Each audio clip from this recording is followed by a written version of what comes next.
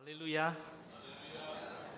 Puji Tuhan, saya sampaikan selamat sore, salam sejahtera di dalam Tuhan kita Yesus Kristus.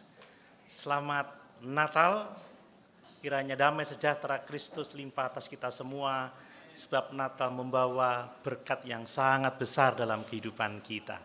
Puji Tuhan, mari untuk menghemat waktu, kita bersama-sama membaca firman Tuhan seperti yang ada tertulis di tema Natal kita kali ini, yaitu bersukacita di dalam pengharapan. Mari kita membaca di dalam Lukas pasal 2 ayat 25 sampai ayat yang ke-35. Injil Lukas pasal 2 ayat 25 sampai 35. Saya membaca untuk kita sekalian, demikian firman Tuhan.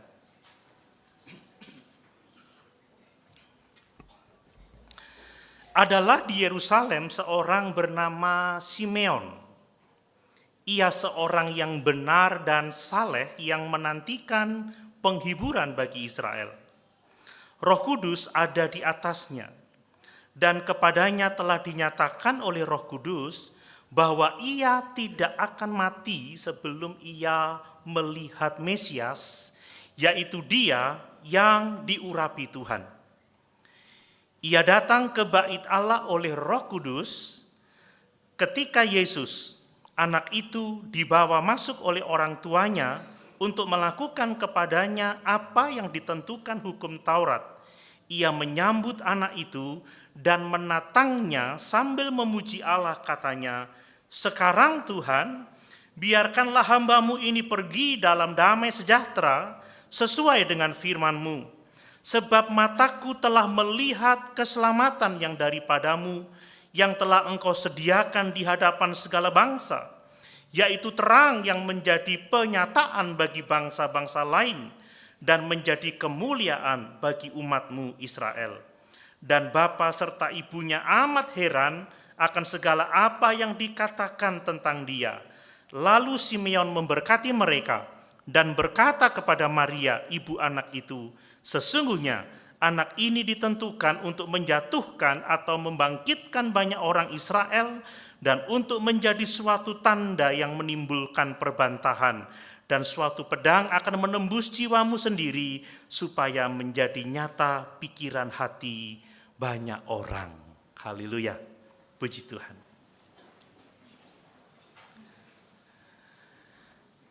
Bapak Ibu Saudara yang dikasihi oleh Tuhan, tema Natal kita adalah rejoicing in hope.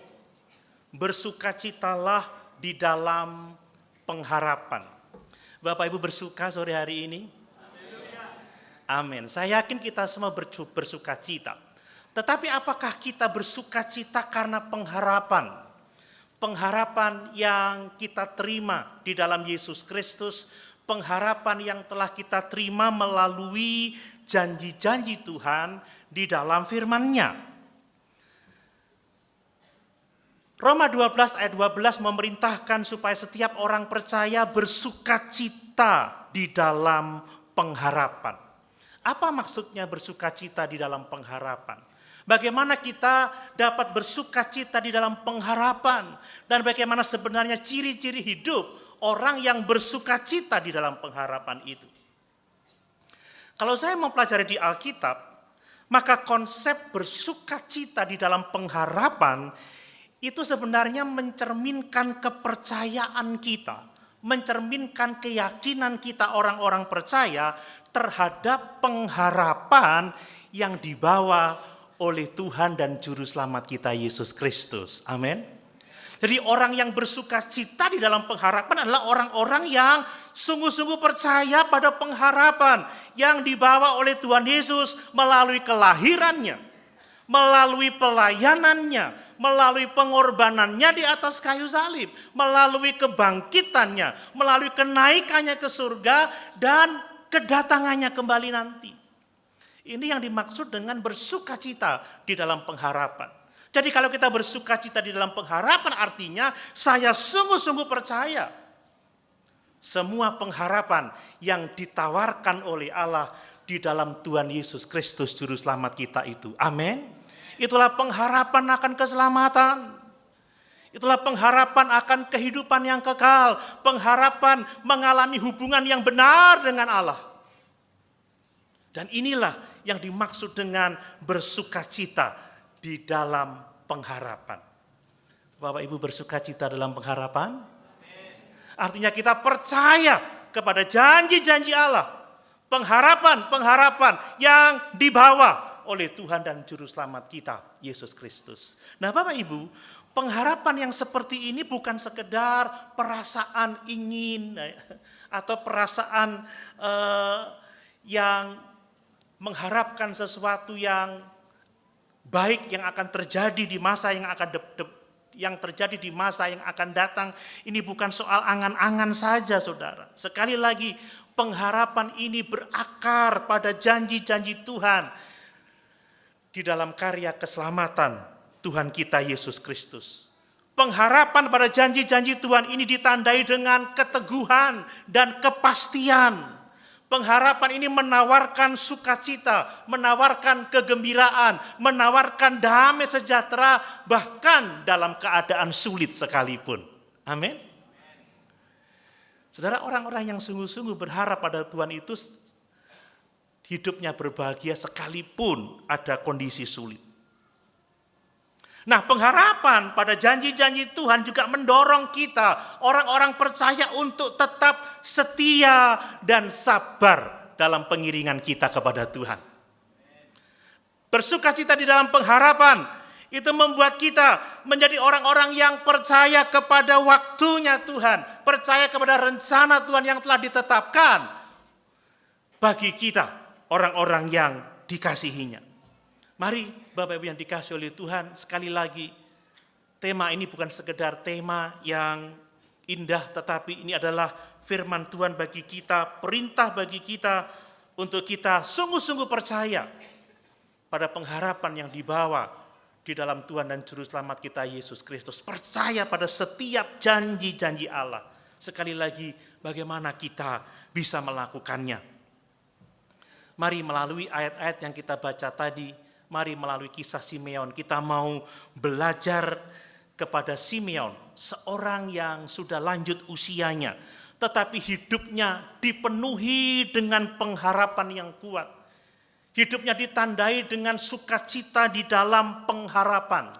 Bapak Ibu yang dikasihi oleh Tuhan, Simeon adalah teladan, teladan tentang bagaimana hidup yang bersukacita di dalam pengharapan itu.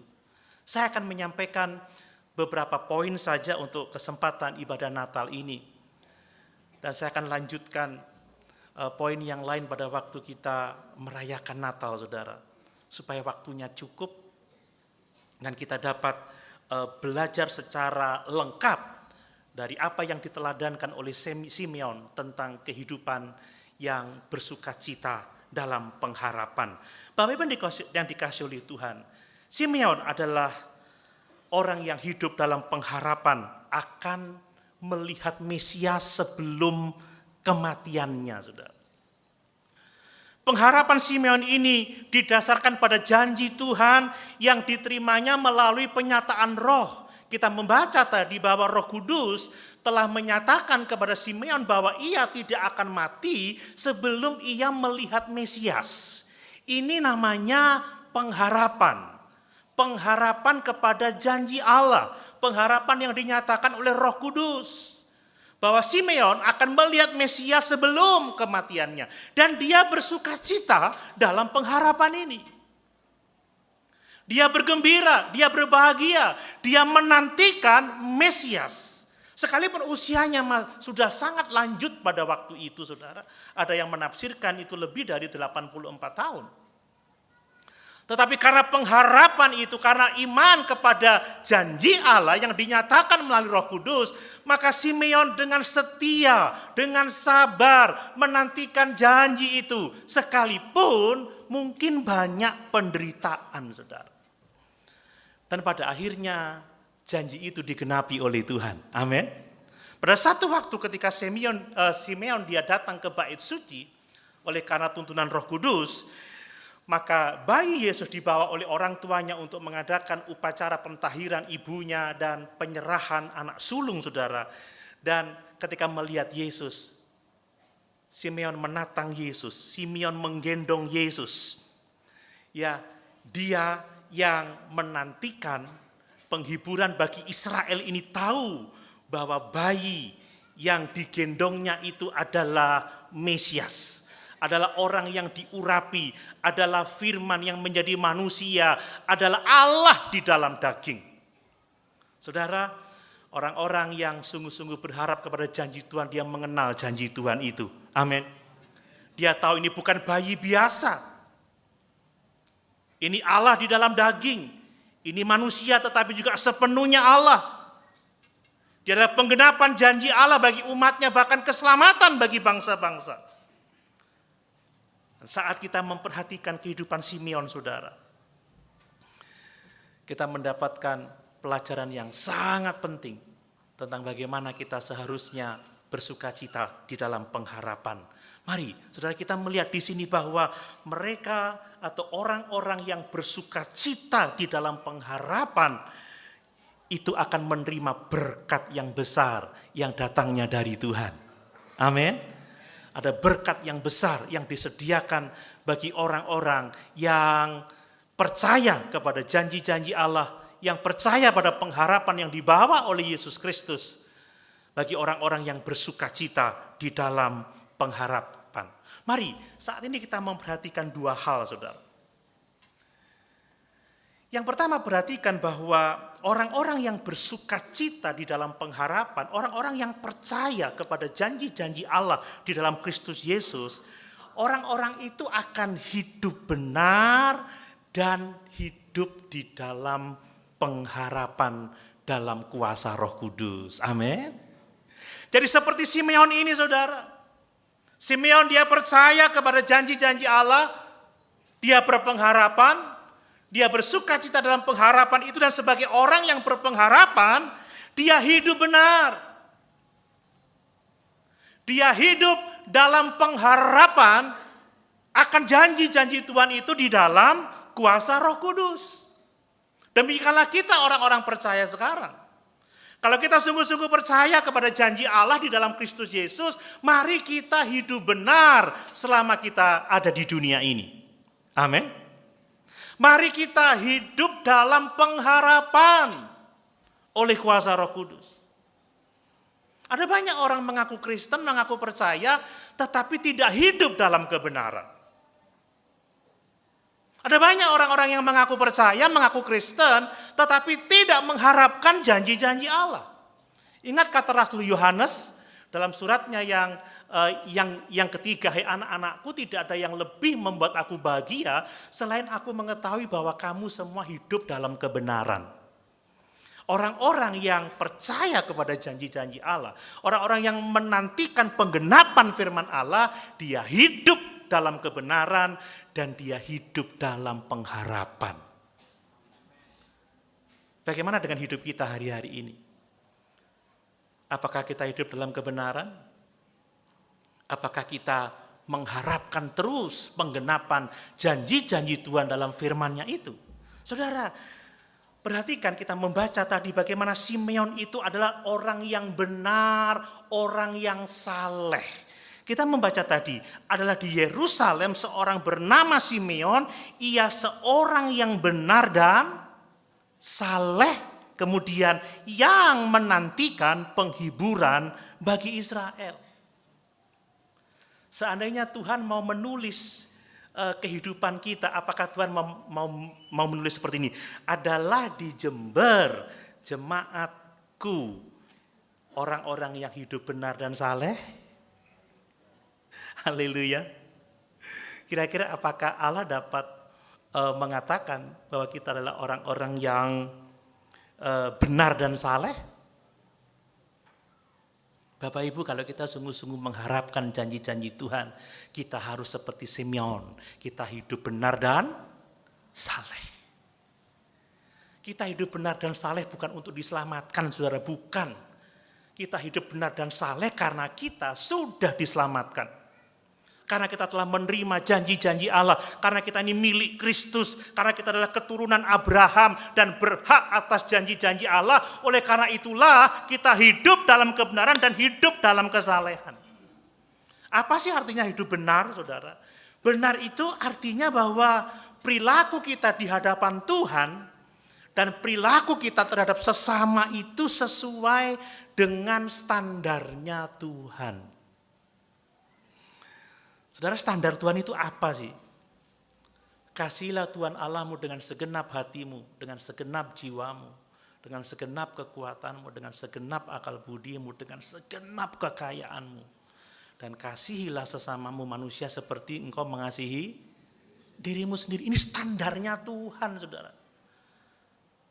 Bagaimana dengan hidup kita? Apakah Bapak Ibu suka mengoreksi, suka melihat, introspeksi? Ya. Bagaimana kasih kita kepada Tuhan? Apakah dengan segenap hati, dengan seluruh kehidupan kita? Bagaimana kita mengasihi sesama kita? Apakah seperti kita mengasihi diri sendiri? Bahkan Yesus di dalam Yohanes pasal yang ke-15 mengatakan, kasihilah saudara-saudaramu seiman seperti aku telah mengasihi kamu. Seperti aku telah menyerahkan nyawaku dan memberikan keselamatan bagi kamu. Mari saudara, kalau kita sungguh-sungguh berpengharapan kepada janji-janji Tuhan, mari kita mengasihi Tuhan dengan segenap kehidupan kita. Mari kita saling mengasihi satu dengan yang lain seperti Kristus telah mengasihi kita. Ibadah seperti sekarang ini kesempatan yang baik untuk kita bisa saling mengenal satu sama lain, ya, saling menegur, ya, saling memperhatikan, membangun hubungan sebagai tubuh Kristus, supaya kita bisa menerapkan Ibrani 10 ayat 25, supaya di zaman akhir ini kita tidak lalai dalam beribadah untuk saling mendorong, saling menasihati, saling mengingatkan satu dengan yang lain. Supaya apa? Supaya kita dibangun dalam kedewasaan rohani dan siap menyongsong kedatangan Tuhan kembali. Itu hidup benar. Lalu bagaimana dengan hidup saleh, saudara? Ya, hidup saleh itu artinya orang-orang yang hidup di dalam rasa takut dan hormat kepada Tuhan. Jadi saleh ini memiliki konotasi hormat, hidup menghormati Tuhan. Atau juga bisa berarti hidup secara terhormat, saudara. Saleh juga dapat diartikan orang yang hidup dengan hati-hati, orang yang hidup dengan bijaksana. Simeon adalah orang yang hidup benar, dia tidak hidup secara munafik, dia mengikuti standar kebenaran firman Tuhan, dia tidak berbuat baik karena dia ingin dihargai, ingin disanjung, ingin dipuja, tetapi dia setia kepada janji firman Tuhan dan dia hidup saleh. Artinya apa? Dia tidak lalai untuk memperhatikan hal-hal rohani. Ini orang yang saleh. Orang yang saleh itu tidak lalai berdoa. Amin. Orang yang saleh itu tidak lalai dalam membaca firman Tuhan. Orang yang saleh itu tidak lalai dalam beribadah, tidak lalai dalam melakukan pekerjaan Tuhan. Ini orang saleh, saudara. Jadi kalau kita benar-benar bersuka cita dalam pengharapan, rejoicing in hope, mari kita hidup benar. Amin.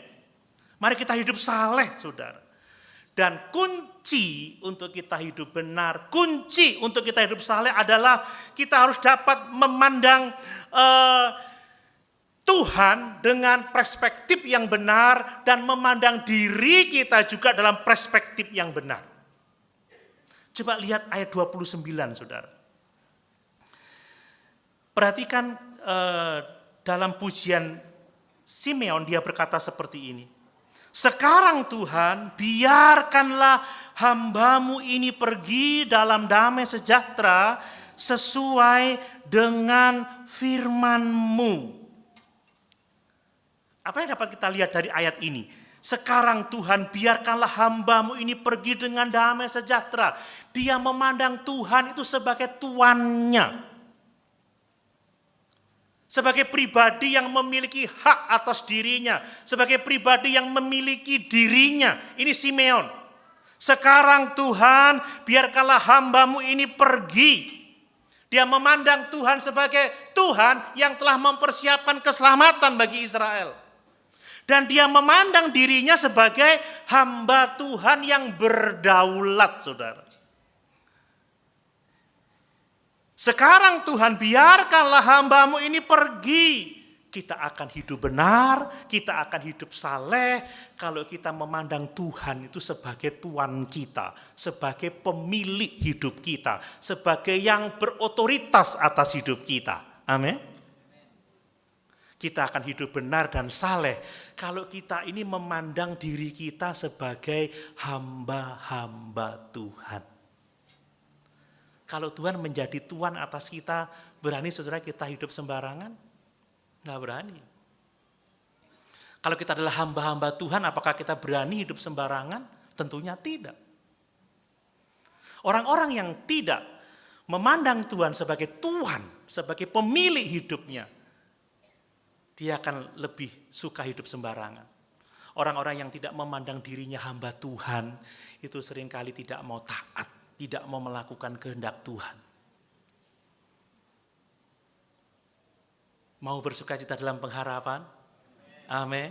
Saudara, hidup benar, hidup saleh. Dan untuk hidup benar, hidup saleh, pandang Tuhan sebagai yang empunya hidup kita. Pandang diri kita sebagai milik Tuhan, sebagai hamba-hamba Tuhan. Saudara, dulu itu konsep tradisional itu yang disebut hamba-hamba Tuhan itu adalah para pendeta, para pengerja, itu hamba-hamba Tuhan. Lalu kalau jemaat itu bukan hamba Tuhan tetapi anak-anak Tuhan. Saudara, semua kita anak-anak Tuhan, semua kita juga hamba-hamba Tuhan. Amin.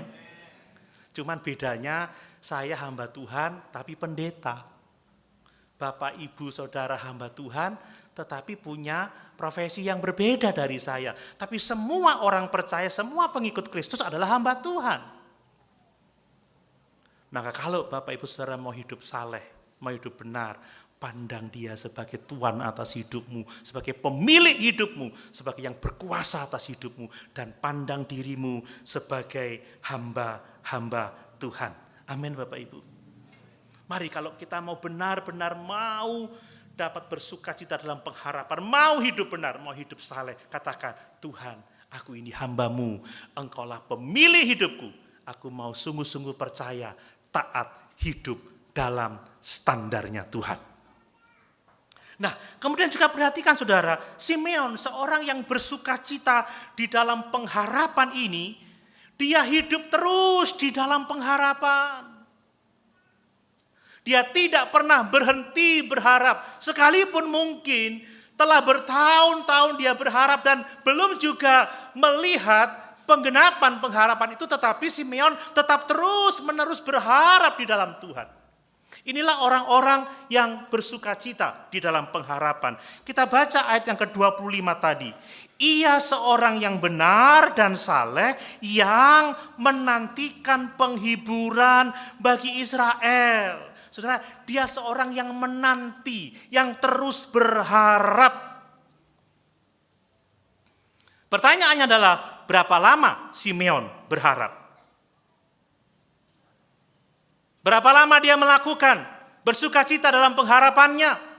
Saudara, saya yakin bahkan mungkin lah ya, kita katakan mungkin saja. Mungkin dia telah melakukan itu seumur hidupnya, sepanjang hidupnya. Sebenarnya mudah untuk berpikir, sudahlah, cukup, tidak perlu berharap lagi. Dari generasi ke generasi, Mesias juga belum datang. Aku sudah terlalu tua untuk menantikan janji yang Tuhan berikan kepadaku bahwa aku akan melihat Mesias. Sudahlah, cukup. Sudah sampai di sini. Tidak perlu berharap lagi. Tetapi tidak dengan Simeon. Tidak dengan orang-orang yang sungguh-sungguh percaya kepada janji-janji Tuhan. Tidak dengan orang-orang yang bersukacita dalam pengharapan di dalam Yesus. Apapun yang terjadi, dia tetap berpengharapan di dalam Tuhan. Ini hal yang sangat penting. Bapak Ibu, apakah Bapak Ibu Saudara hidup dengan pengharapan yang seperti ini? Apakah Bapak Ibu Saudara sedang mengharapkan Tuhan menjawab doa-doa Bapak Ibu Saudara, Tetapi sampai saat ini juga masih belum kita mendapatkan jawaban itu. Kalau engkau sungguh-sungguh percaya pada Tuhan, teruslah berharap. Teruslah menantikan jawaban doa saudara. Apakah Bapak Ibu mengharapkan Tuhan segera datang kembali? Amin. Bagaimana kalau besok? Enggak jadi perayaan Natal.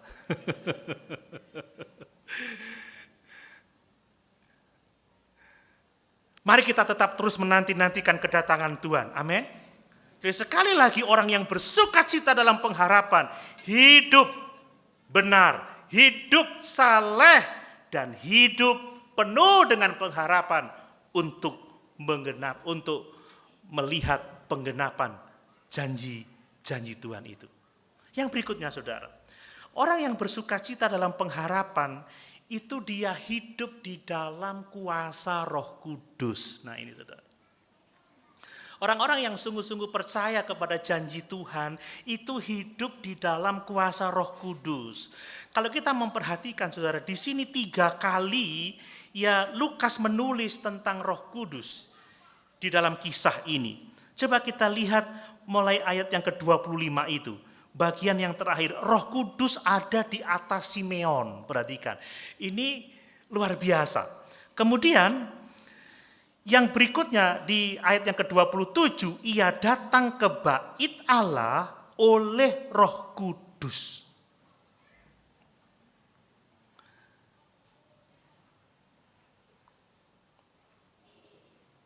Kemudian kita juga membaca bahwa kepadanya telah dinyatakan oleh Roh Kudus. Simeon yang menanti-nantikan penghiburan bagi Israel. Simeon yang percaya kepada janji-janji Tuhan, pengharapan di dalam Mesias itu. Dia hidup di dalam kuasa Roh Kudus. Roh Kudus ada di atasnya. Hidupnya dipimpin oleh Roh Kudus. Bahkan ia datang ke bait Allah oleh Roh Kudus. Bayangkan saudara, ini orang kudus perjanjian lama. Dia hidup sebelum hari Pentakosta. Dia hidup sebelum pencurahan Roh Kudus. Tetapi mungkin saja saudara bahwa Simeon dia lebih dikuasai oleh Roh Kudus daripada kebanyakan orang Kristen zaman sekarang ini. Apakah Bapak Ibu hidup dalam kuasa Roh Kudus? Amin. Seharusnya kita seperti itu, karena setiap orang yang percaya telah dimeteraikan dengan Roh Kudus. Roh penolong itu saudara. Roh yang menyertai kita selama-lamanya. Jadi kalau kita sungguh-sungguh bersukacita dalam pengharapan, kita akan hidup dalam kuasa Roh. Apa sih artinya hidup dalam kuasa Roh? Ini adalah hidup dalam kebergantungan total secara sadar dalam pimpinan Roh Kudus di dalam segala sesuatu.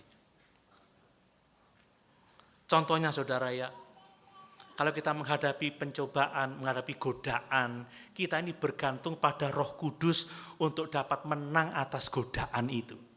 Ketika seseorang dicobai, dia berdoa, Tuhan tolong, Roh Kudus tolong saya. Dengan sadar dia bergantung pada pimpinan Tuhan. Mungkin saudara pada waktu belajar Alkitab, membaca firman, ada sesuatu yang tidak bisa Bapak Ibu saudara pahami, berdoa Tuhan pimpin. Apa maksud firman-Mu ini? Beri aku pengertian, beri aku penerangan, beri aku pencerahan. Saat kita harus memutuskan keputusan-keputusan yang sulit dalam hidup ini saudara, kita berdoa, kita minta Roh Kudus untuk memimpin kita untuk dapat mengambil keputusan yang tepat sesuai dengan kebenaran firman Tuhan. Kita selalu mencari kebijaksanaan dalam segala sesuatu dalam hidup ini, dalam pimpinan Roh Kudus. Dalam segala hal saudara, kita harus bergantung secara sadar kepada Roh Kudus. Amin. Dan ketika kita hidup dalam kuasa Roh Kudus, hidup ini akan ditandai dengan sukacita di dalam pengharapan. Amin.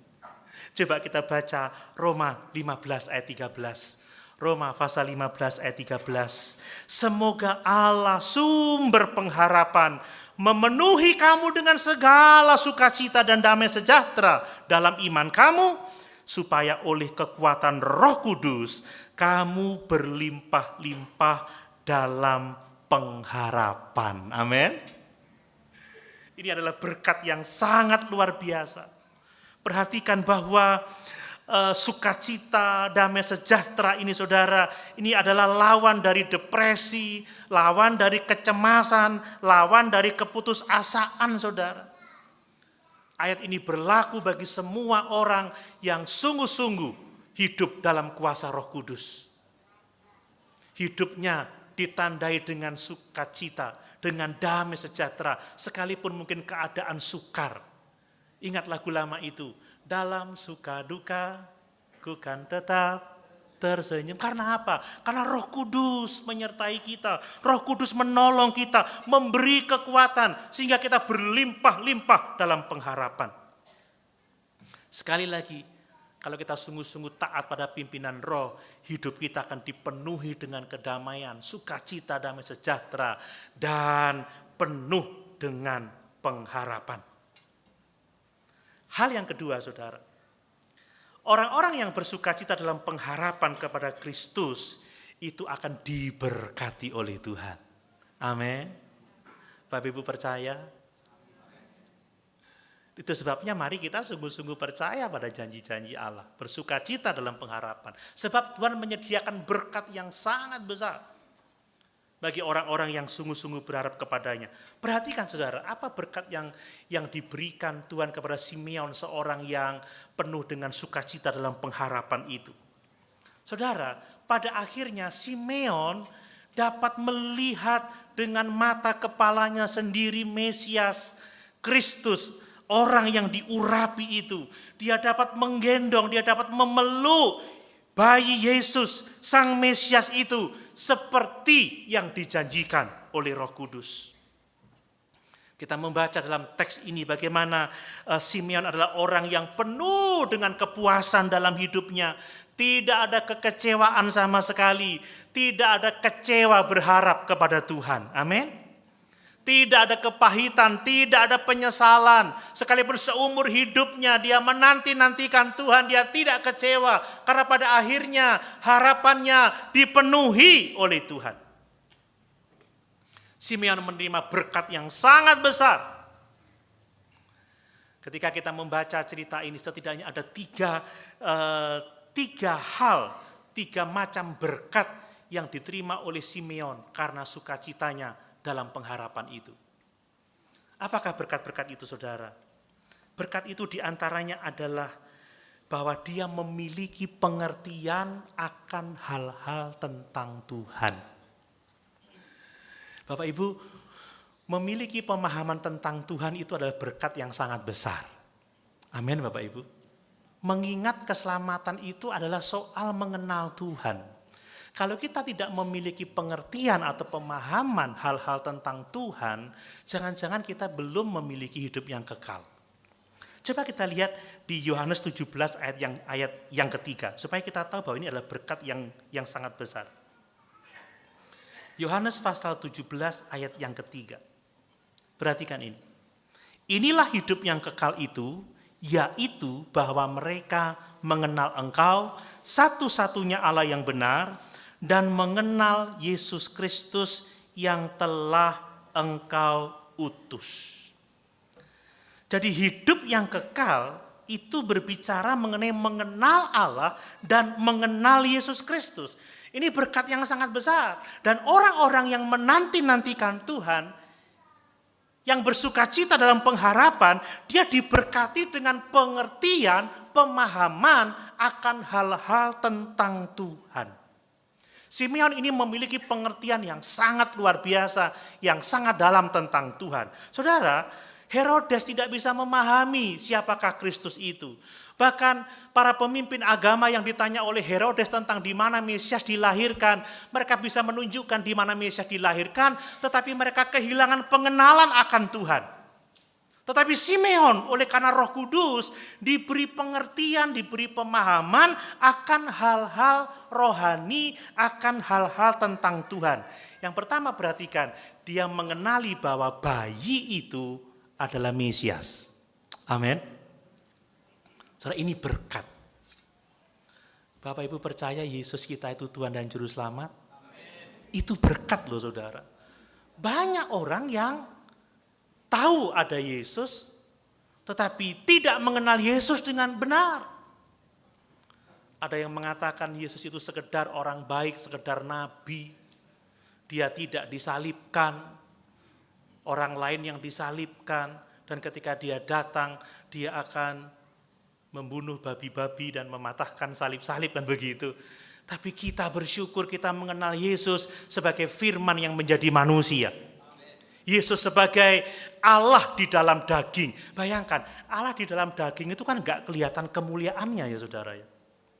Sekarang saya ini anak raja loh, saya ini anak Yesus. Tapi karena masih di dalam tubuh ini, gak kelihatan kemuliaannya saya sebagai anak raja itu saudara. Tapi coba nanti kalau saya sudah mati, terus saya pakai tubuh kemuliaan, orang akan lihat kemuliaan saya dalam keadaan yang sebenarnya. Amin. Amin. Punya tubuh yang sehat, gak pernah sakit, fix untuk kekekalan. Nah, Yesus itu adalah Allah di dalam daging. Simeon melihat bayi keluarga sederhana. Tidak ada lingkaran cahaya di wajah ibunya, di wajah bapaknya. Tidak ada lingkaran cahaya di kepala Yesus. Tetapi Simeon tahu inilah sang Mesias itu, inilah sang Juru Selamat itu. Ini adalah berkat yang sangat besar, saudara. Kalau kita mengenal Yesus hari ini sebagai Tuhan dan Juru Selamat dan percaya kepadanya, itu berkat yang sangat besar karena itu berarti keselamatan jiwa kita. Kan gitu, ini berkat. Tidak hanya itu, Simeon bisa mengerti bahwa tidak semua orang akan menyambut Yesus. Tidak semua orang akan percaya Yesus. Dan Yesus telah dinubuatkan akan menjadi batu sentuhan dan batu sandungan bagi banyak orang. Tetapi bersyukur bagi kita yang tidak tersandung oleh karena Yesus. Tetapi kita yang percaya dan menerima Yesus sebagai Tuhan dan Juru Selamat kita secara pribadi. Simeon tahu bahwa Yesus akan disalibkan. Bahkan murid-murid kecewa ketika Yesus disalibkan. Tetapi tidak dengan Simeon. Sebuah pedang akan menembus jiwamu. Ini bicara tentang kematian Yesus yang menyengsarakan Maria ibunya, saudara. Mari kita mengucap syukur.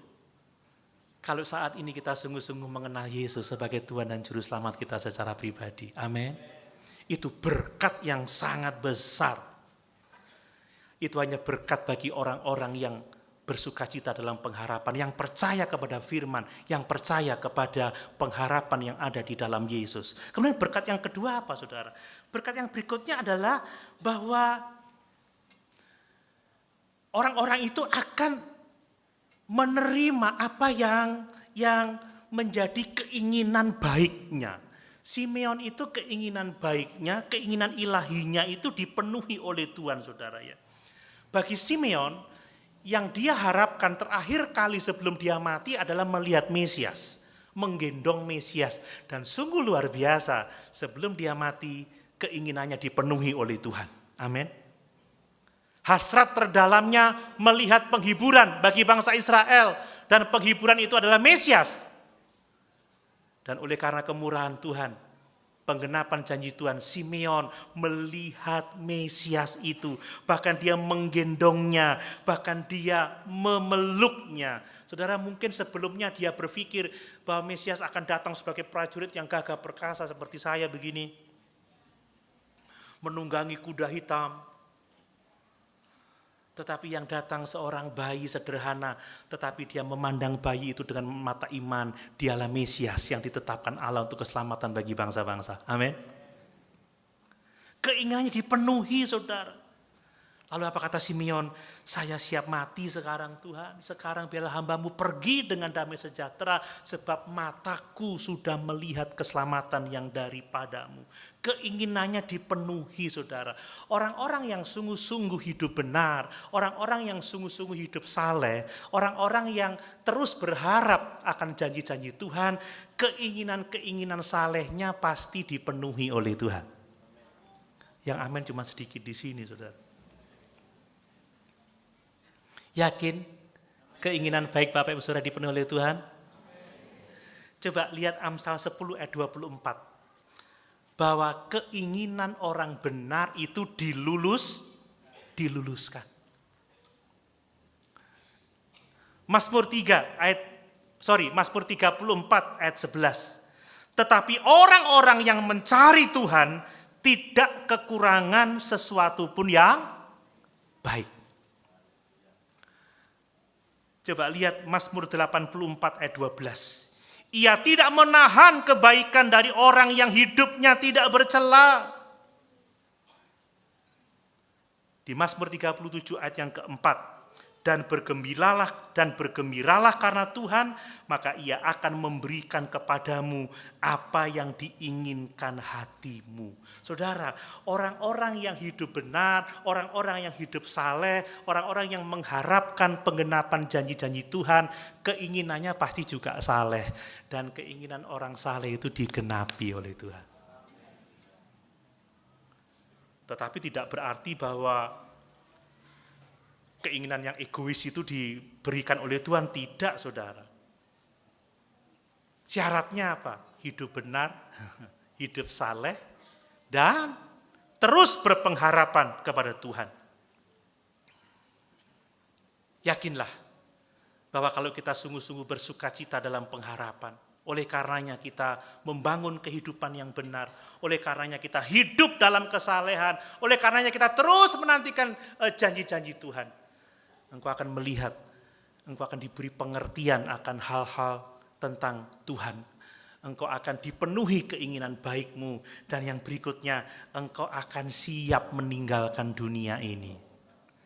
Wow, meninggalkan dunia ini sedikit.